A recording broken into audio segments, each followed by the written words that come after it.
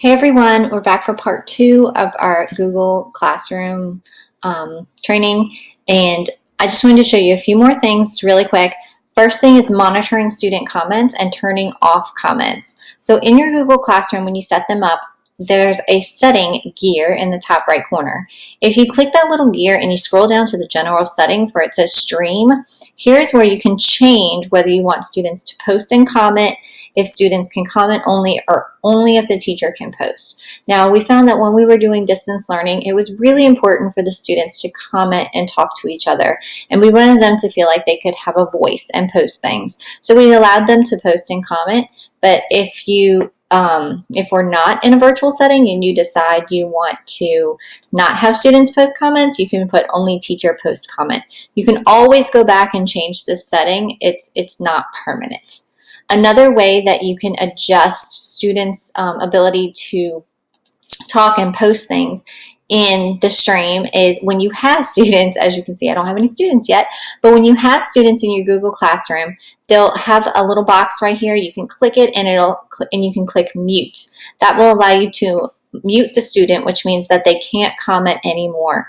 And that is used for like when students say inappropriate things or when they're not doing what you ask them to do. So another thing is stream versus classwork.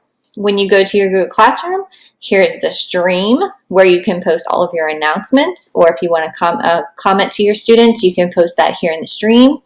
Classwork is where you post your assignments. Please do not post your assignments in the stream.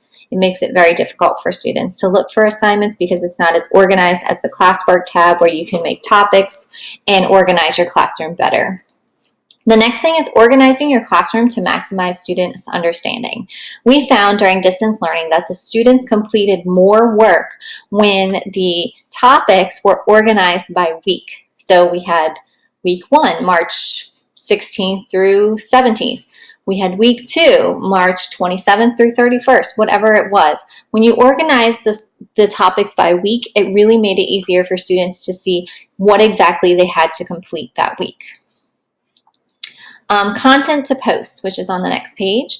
Some things you can post in your content, your Google Meet office hours or class times. This is going to we'll get more information from this from the district if and when we go completely virtual. Play-Doh assignments and iReady assignments are perfect to add to your Google Classroom, especially, if we're going to be doing distance learning. AR, students have access through Clever, so they can get to that. STEM Scopes, you can give them STEM Scopes assignments. Edmentum is Play-Doh, same thing. Delta Math and Khan Academy, those are great places to get assignments for remediation skills. And the district coordinators, if we do have to go virtual, I'm not sure if they're going to give us more assignments again, but we still have those district created assignments that we can use as well. Consider adding a partner teacher or co-teachers to your Google Classroom. This was really important, especially last spring when we didn't know what was going to happen or who was going to get sick. In case something does happen and you are not able to keep up with your Google Classroom, it's really important to have co-teachers in your Google Classroom. That way, if all your second grade team is working together, you can say, hey, look, I'm not feeling that great this week. Can you guys post the assignment in my classroom? And that way everyone is covered. Your students are still getting the information and you don't have to necessarily post it. One of your co-teachers can. So your assignment now. Your assignment is to create your Google Classroom or classrooms for the 2021 school year and to add a master teacher as a teacher in that classroom based on your grade level. So if you teach pre-K through 3rd grade, you're going to add Miss Andre Stevens as a teacher. And if you teach 4th through 8th grade, you're going to add myself, Debbie Jo Gilliott, as a teacher to your Google Classrooms. And please do not forget to use our naming conventions when creating your classrooms.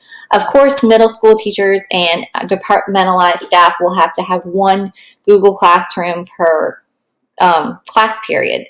Our elementary and lower grades who are not departmentalized will just have one classroom. If you have any other questions or need any further assistance, just email me and let me know.